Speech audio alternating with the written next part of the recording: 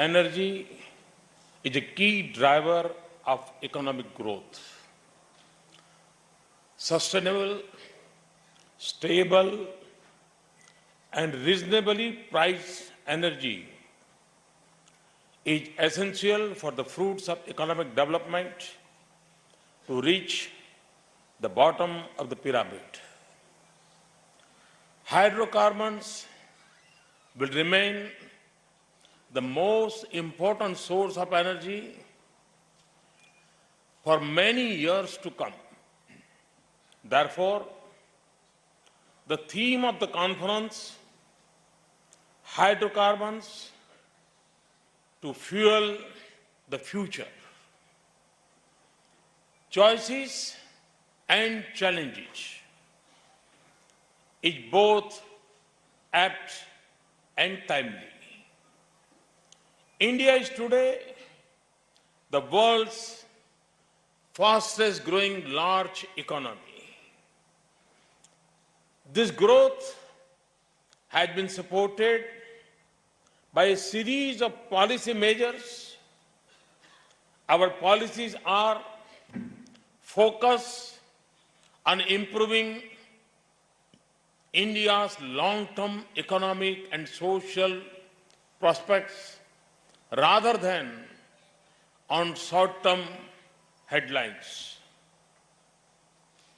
Our efforts are showing results in terms of economic growth and development. Apart from fast growth, our economy has also been more stable than most others.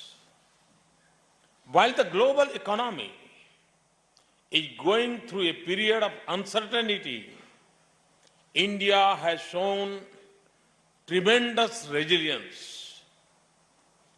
Our current account deficit has improved steadily and reached the decade low in the June quarter. Foreign direct investment in India was at the highest level in 2015-16 at a time when global FDI has fallen. According to the Bank of International Settlements, India is less vulnerable to banking distress among the major economies. India's economy is expected to grow fivefold by 2040. As per estimates, India is poised to account for 1/4 of the incremental global energy demand between 2013 and 2040. India is expected to consume more oil in 2040 than the whole of Europe. We expect manufacturing to account for 25% of GDP by 2022 against 16% now. Transport infrastructure is also expected to increase manifold. The commercial vehicle population of 13 million is projected to reach 56 million by 2040. In civil aviation, India is currently the 8th largest market in the world and set to become the world's 3rd largest by 2034. Growth in the aviation sector is expected to raise demand for aviation fuel 4 times by 2040. All this will affect energy demand. Friends, hydrocarbons will continue to play an important part in India's growth. The prospect of rapid growth places a large responsibility on India's energy sector. I am glad that so many participants from India and abroad have taken the time to come here. I'm sure all of us will benefit from the experience and expertise of each other. I take this opportunity to share with you some of my thoughts on the expectations from the hydrocarbon sector and our endeavor to achieve energy security. Energy in general and hydrocarbons in particular are an important part of my vision for India's future. India needs energy which is accessible to the poor. It needs efficiency in energy use. As a responsible global citizen, India is committed to combating climate change, curbing emissions, and ensuring a sustainable future. Given global uncertainties, India also needs energy security. Therefore, my vision for India's energy future has 4 pillars: energy access, energy efficiency, energy sustainability, energy security. Let me start with energy access. While some of India's rich are buying hybrid cars, many of India's poor are still buying firewood for cooking. Use of firewood and other biomass for cooking is a health hazard for rural poor women. It also reduces their productivity. We have launched the Ujjwala program to provide 50 million families with access to cooking gas. In one stroke, this program improves health, increases productivity, and reduces harmful emissions. The government bears the one-time cost of the connection, but the consumer pays the full price for the gas. This program has already provided nearly 10 million new connections in just 7 months. The government also aims to extend piped natural gas to 10 million houses over the next 5 years. We are committed to expanding the national gas grid network from its current length of 15,000 kilometers pipeline to 30,000 kilometers.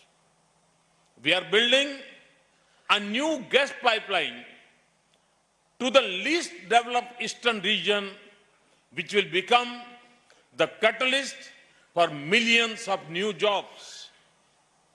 We are working to ensure that every village in India has access to electricity by March 2018. Let me turn to energy efficiency. India's commercial transport sector has become skewed. An increasing proportion of goods is transported by road. To increase energy efficiency, my government has given the highest ever priority to the railways. We have stepped up public capital investment in railways by more than 100% between 2014-15 and 2016-17. We are completing dedicated freight corridors. We are constructing a high-speed rail corridor between Mumbai and Ahmedabad, which will be more energy efficient than air travel. We have given a big trust to waterways, both inland and coastal. Our Sagarmala project will connect the whole of India's long coastline. We have also opened up new inland shipping routes on large rivers. These steps will improve energy efficiency. The long-awaited legislation on a national goods and service tax has been passed. By removing physical barriers at state boundaries, GST will accelerate long-haul transport and further increase efficiency. Oil ministers from developing countries know the sensitivity of energy pricing. Despite this, we have decontrolled petrol and diesel prices. Cooking gas price is also determined by the market. To protect the vulnerable and the middle class, a subsidy is paid directly to 169 million bank accounts. This has eliminated leakages and misuse of cooking gas subsidies, resulting in large fiscal saving. These measures too have increased the efficiency of energy use. Energy sustainability, for me, is a sacred duty. It is something India does out of commitment, not out of compulsion. India has taken the lead in committing itself to a reduction of 33% in the carbon intensity of its GDP from its 2005 level over the next 15 years. We have done this despite our low starting point in per capita energy consumption. We are also committed to produce 40% of our power from non-fossil fuel by 2030. I have set a massive target of 175 gigawatt of renewable energy by 2022. Thanks to our efforts, capacities have increased and prices of renewable energy have crashed. We have also given a big thrust to LED lights. CNG, LPG, and biofuels are cleaner fuels for the transportation sector. We need to explore options to produce biodiesel on barren lands, which will further provide financial assistance to farmers. R&D on second and third generation biofuels and fuel cells are required to meet the country's energy challenges. Let me now turn to energy security. We need to increase our domestic oil and gas production and reduce import dependence. I have set a target to reduce import dependence by 10% by 2022. This will have to be achieved during a period of increasing oil consumption. We have a strong investment-friendly policy framework in place to boost domestic hydrocarbon production. Almost 2 decades ago, India had reduced the new exploration licensing regime. This allowed 100% FDI and provided an opportunity to private players to come, invest, and operate in the Indian upstream sector. However, several factors adversely affected India's domestic oil and gas output. To make India a true investor-friendly destination, we have come up with a new hydrocarbon exploration and production policy. This provides for uniform license for exploration and production for all forms of hydrocarbons, including shale, oil and gas, and coal-bed methane. Open acreage policy allowing bidders to choose the acreage they wish to explore. Revenue sharing model instead of profit sharing to reduce the scope of disputes. Marketing and pricing freedom for the crude oil and natural gas produced. Last year, we announced the new marginal field policy. Under this policy, 67 fields were offered for bidding. Together, these 67 fields are estimated to hold in place oil plus oil equivalent gas reserves of 89 million metric tons. The estimated recoverable reserves are of the order of 30 million metric tons. I understand that an encouraging response has been received to the bidding process with several global companies participating. The downstream sector is now more open, creating a level playing field for all market players.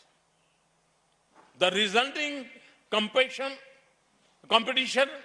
will increase the efficiency and effectiveness of our marketing companies. Our proactive foreign policy and energy diplomacy is helping us to strengthen our ties with our neighboring countries.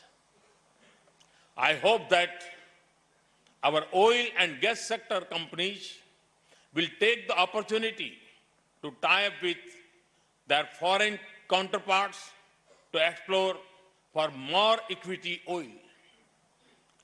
Recent acquisitions of hydrocarbon assets in Russia by investing $5.6 billion for 15 million tons of equity oil equivalent are one such instance. Indian energy companies must become multinational and work towards India, Middle East, India, Central Asia, and India, South Asia energy corridors. Natural gas is the next generation fossil fuel, cheaper and less polluting. We have given priority to move towards a gas-based economy. Effort must be made to increase natural gas production while also creating import infrastructure to meet the growing domestic demand. Natural gas will also have an important balancing role to play as India's renewable energy production rises. To provide balance and peaking power, gas-based power will be critical. Friends, to achieve this vision, we need to be very efficient in terms of projects and resource management. This is an area that India needs to improve upon to remain competitive. This will not only improve our refining and processing efficiencies, but also ensure timely and efficient project completion. India has always been an inspiration for others in terms of intellectual capability and enterprise. I am confident that with initiatives like Make in India, Startup India, Stand Up India, there will be opportunities for youth to venture into Indian oil and gas sector and to bring innovative ideas. Technology development is refining nanotechnology, catalyst development, biofuel, and alternate energy are areas we need to focus upon. The successful development of INMAX technology by Indian Oil is an example of innovative thinking which is now on the commercial application stage. My message to global hydrocarbon companies is, we invite you to come and make in India. Our constant efforts have improved India's ranking in ease of doing business. Let me assure you that our commitment is strong and our motto is to replace red tape with red carpet. Friends, on one hand, to meet the increasing demand, we need affordable and reliable source of energy. Hydrocarbons will be an essential part of this mix. On the other hand, we must be sensitive towards the environment. I'm sure this August gathering will come up with innovative ideas in which hydrocarbons will continue to fuel the future in a more efficient and sustainable way. I assure you of full possible support from the government. I thank you for being here and becoming a part of the transformation of the energy sector in India. Thank you. Thank you very much. मुझे इस सदन को कहते हुए बहुत दुख हो रहा है कि इस प्रकार के सेना का रूटीन एक्सरसाइज को कंट्रोवर्सी बना लेना एक गलत है और इंडिकेट पॉलिटिकल फ्रस्ट्रेशन